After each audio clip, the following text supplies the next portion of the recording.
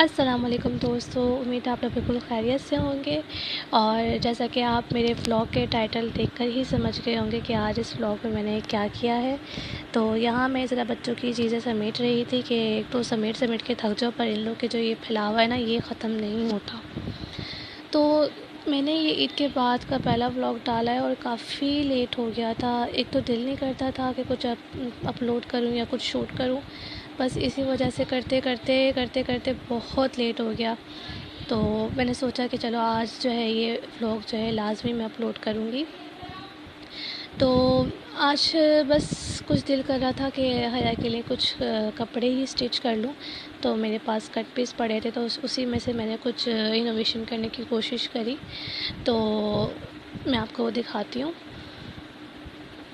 मैंने जो अभी ईद के बाद के कपड़े लिए थे, दर्जन को भी देने थे, लेकिन लॉकडाउन की वजह से जो है वो काफ़ी लेट हो गया था। और दर्जन के पास वैसे भी कपड़े इतने जमा होते हैं तो फिर वो लेती नहीं है। तो फिर मैंने सोचा चलो इंशाल्लाह जो है ना, वो मैं ईद के बाद जो है कपड़े उनको देकर आऊँगी। तो वो कपड़े भी मैं उनको दे आई थी, लेकिन वो भी जो है ईद की मसरूफ़ियत की वजह से बाद में जो है वो सी ही नहीं सकी। तो ये मेरे पास कट पीस पड़े हुए थे, तो इनमें से मैंने कुछ कंट्रास्ट कर कर के सोचा कि इसको इस तरह से कर लूँ, इसको ऐसे कर लूँ। तो ये जो बॉक्स देख रहे हैं आप, ये मैंने तब लिया था जब मैं सेंटर से मैंने जब ये सिलाई सीखी थी। तब मैंने सिर्फ 2 महीने की जो है ना मतलब सिलाई सीखी थी। इतना इंटरेस्ट तब पहले बिल्कुल भी नहीं था, लेकिन जब हया बड़ी होना शुरू हुई तो मुझे थोड़ा सा इंटरेस्ट आया। क्यों ना अब ये हमें काम सीख लेना चाहिए। तो साथ साथ मैंने जो स्टिचिंग और कढ़ाई जो है वो भी मैंने दोनों साथ सीखी थी। तो अभी मैं कुछ बैठ के सोच रही थी कि क्या करूं क्या नहीं। तो फिर मैंने नेट पे काफ़ी सारे स्टाइल देखे, तो मुझे एक स्टाइल बहुत पसंद आया जो कि इसको छपला कहते हैं, खुला खुला सा होता है।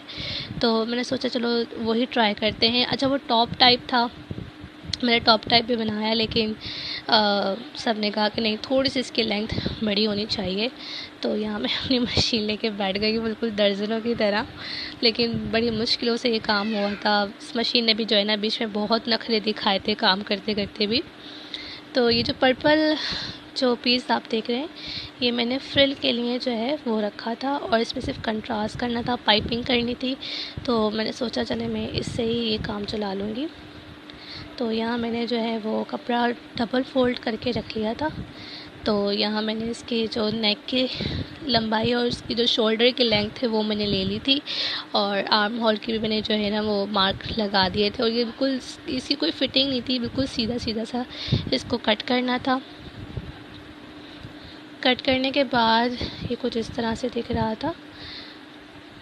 यहाँ ऊपर से हमने फ़ोल्ड करना है, क्योंकि यहाँ से हमने जो है ना वो टाई पास करनी है, जो कि मैंने एक पट्टी टाइप बनाई थी जो उसमें से पास हो जाएगी। तो वो मैंने पर्पल की बनानी है। तो ये मेरे पास कपड़ा था, तो इसकी जो है वो मैंने टाई बनाई, और इसी पर्पल से जो है ना वो मैं पाइपिंग करूँगी बाजुओं की भी।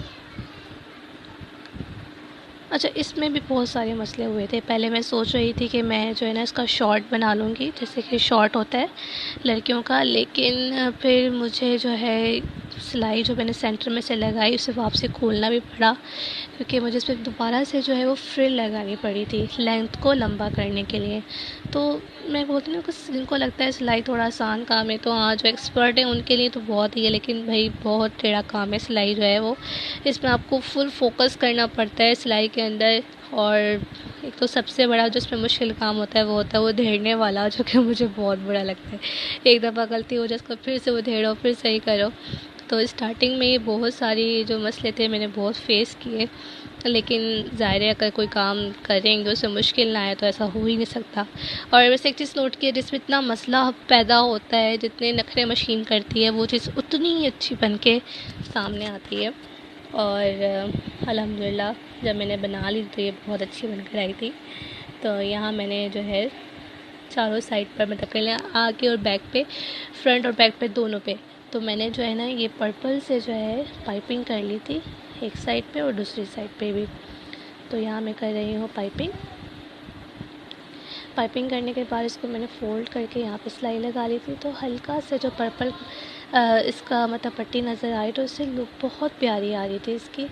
मतलब एक थोड़ा सा उसमें वेरिएशन आ गया था, वरना जो मैंने नेट पे देखा था उन्होंने जैसे इसको पट्टी को जो है वो टर्न कर दिया था, बट मैंने कहा नहीं, कुछ थोड़ा सा मैं इसमें चेंज करती हूँ, अगर मेरे पास कपड़ा है तो इसका मैं इस्तेमाल करती हूँ। अब यहाँ पर जो है वो मैंने इस तरह से जो है ये टर्न कर दिया था दोनों साइड से, और यहाँ पर मैंने इक्वल ही सिलाई लगा ली थी। तकरीबन 1 सेंटीमीटर के हिसाब से जो है वो मैंने रखा था, और इसे मैंने सिलाई लगा ली थी इस तरह से, ताकि यहाँ से जो हमने टाई बनाई है वो टाई पास करेंगे। और अब इन दोनों को पहले टाई पास करने से पहले जो है मैं इनकी फ़िटिंग कर लूँगी। फ़िटिंग मतलब जो कि चेस्ट की और जो पेट की सिलाई होती है वो लगानी है। इसमें कोई फ़िटिंग नहीं आती है, क्योंकि खुला खुला सा होता है, और गर्मियों में बच्चों के लिए तो आई थिंक इसी तरह के कपड़े अच्छे लगते हैं कि खुले डुल्ले हों तो ज़रा सही लगते हैं। और ये जब मैंने फ्रिल बना ली थी उसके बाद, सॉरी टाई जब मैंने बना ली थी, तो उसके बाद जो है इस मशीन ने मुझे इस तरह तंग किया था कि मैं 4 दिन बैठ के इसी पे लगी रहती थी। लेकिन बस मैं हार गई थी। मैंने एंड में बोला कि अब मुझसे नहीं होगा, लेकिन मैंने कहा नहीं, मैं दोबारा से ट्राई करूँगी। तो फिर जो है मैंने ये टाई बना के जो है इसको यहाँ से पास कर दूँगी। तो ये सिलने के बाद कुछ इस तरह से लग रही थी। उम्मीद है आज का व्लॉग आपको अच्छा लगा होगा, और नेक्स्ट व्लॉग में इंशाल्लाह मैं आपको ज़रूर दिखाऊंगी आया को पहना के ये कैसी लग रही थी। तो जाने से पहले मेरे चैनल को सब्सक्राइब